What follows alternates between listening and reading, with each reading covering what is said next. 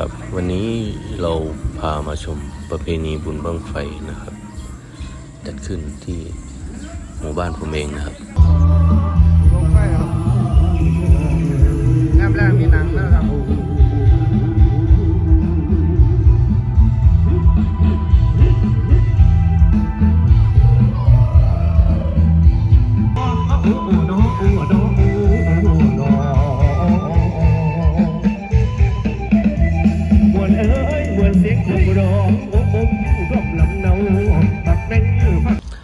พาไปดูขบวนแห่นะครับแห่นาคนะครับเป็นงานบุญประจำปีนะครับ มีการแห่บวชนาคหมู่นะครับ ตามประเพณีบุญบั้งไฟเดือน 6นะครับจะจัดขึ้นภายในเดือน 6นะครับตามปฏิทินที่มีค่ำขึ้นค่ำแรมนะครับสืบสานประเพณีบุญบั้งไฟของภาคอีสานนะครับเพื่อขอฟ้าขอฝนในการทำไร่ทำนานะครับวันนี้มีนาคทั้งหมด5 องค์นะครับตอนนี้เป็นการแห่รอบหมู่บ้านนะครับมีรถแห่นะครับแห่ฉลองนะครับตอนกลางคืนมีหนังกลางแปลงนะครับให้ชมครับเราไปชมบรรยากาศการแห่รอบหมู่บ้านกันก่อนนะครับตอนนี้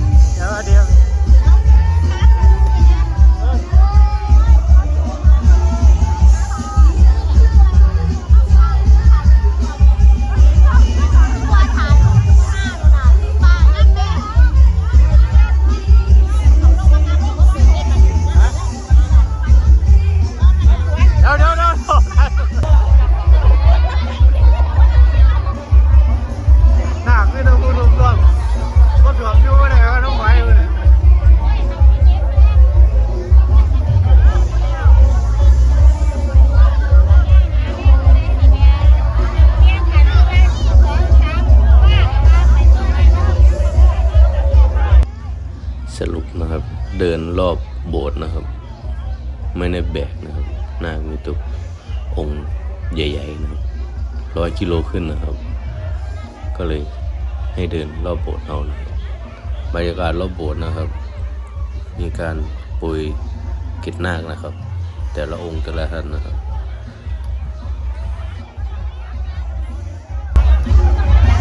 ไม่ยากไม่ยากดิ แฟนลูกมัน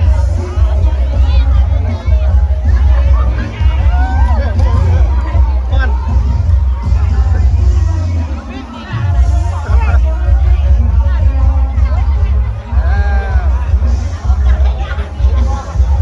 ไม่ต้องพูดรวมๆมาแล้ว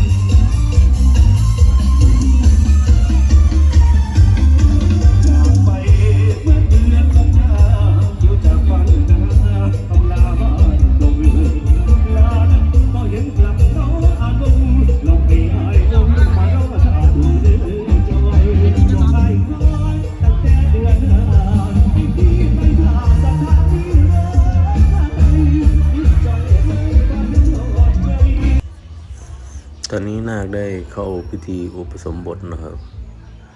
รถแห่ยังไม่เสร็จนะครับเหลืออีก2 ชั่วโมงนะครับผู้คนรอบๆนะครับนี่ครับบรรยากาศ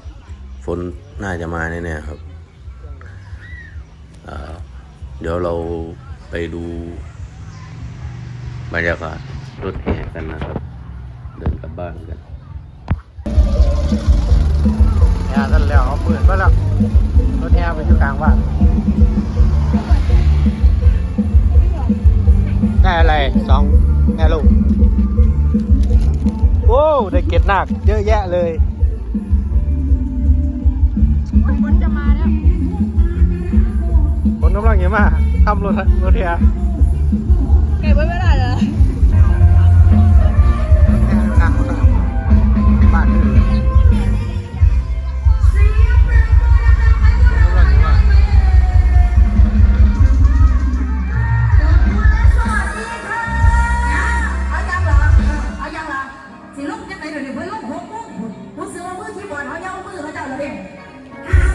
พี่น้องบ่หนีหมอรักกับบ่หนีค่ะ6 โมงแรกมื้อเจ้าบ่หนีตู้ข่อยกับบ่หนีหนีทุกนึงมื้อเจ้าบ่หนีตู้ข่อยสิหนีเอาเปื่อยเนาะขอบคุณค่ะขอบคุณนะดื่มเย็นๆด้วยนะคะมีอีกสักลังไหมคะเดี๋ยวอาจารย์ก่อนเจรจากับท่านหนาก่อนเป็นยังไงก่อนมันก็คู่กันกันเลยปาควายมาเลยแต่ถ้ามันตีปาควายแล้วมึงเนี่ยพี่ม่วนเขาก็เจ๋งใหญ่อยู่แล้วนักดนตรีเขาขอบคุณค่าเลยขอบคุณอาจารย์โน้ตมาลีแบนด้วยกันแล้วกันนะขอบคุณพี่น้องเนาะนี่อันเจ้าภาพยังมาสอบถาม ว่า ต่อเวลา ชั่วโมงเท่าไหร่ชั่วโมงละ120,000ครับผม ข้าจีว่าเพื่อนกันเพื่อนจีเปิดคณะโอเคลองมา อย่าดึงอะไรก่อนก็จะสิเอาทางไหนเนาะเป็นอดหัวเจ้าไหนผู้พี่น้องบ้านเขาอะไร ขอแทนในวันศุกร์ของพวกเราด้วยนะขอแทนเทวะขอแทนแค่นี้นะขอแทนเทวะขอแทนแค่นี้นะ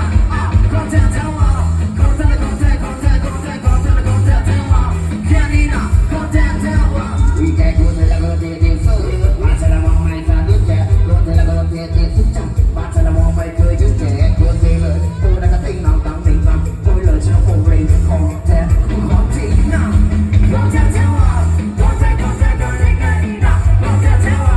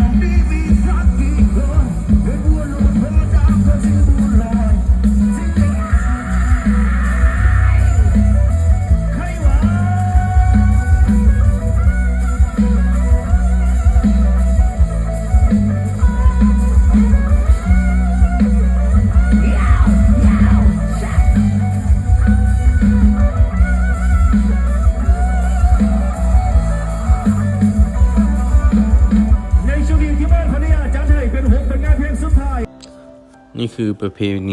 ณีหนึ่งของทางภาคอีสานนะครับประจำบุญเดือน6นะครับทำก่อนลงทำไร่ทำนานะครับเพื่อทำการขอฟ้าขอฝนนะครับฝากติดตามเพจด้วยนะครับฝากติดตามช่องด้วยนะครับสิ่งใดดีสิ่งใดไม่ดีก็ขอโทษขออภัยด้วยนะครับขาดตกบกพร่องอะไรก็ขออภัยด้วยนะครับเพราะว่าเพิ่งหัดทำนะครับช่องนะครับครอบครัว MMK นะครับจะพยายามทำให้ดีที่สุดนะครับเท่าที่เรามีความรู้นะครับขอบคุณที่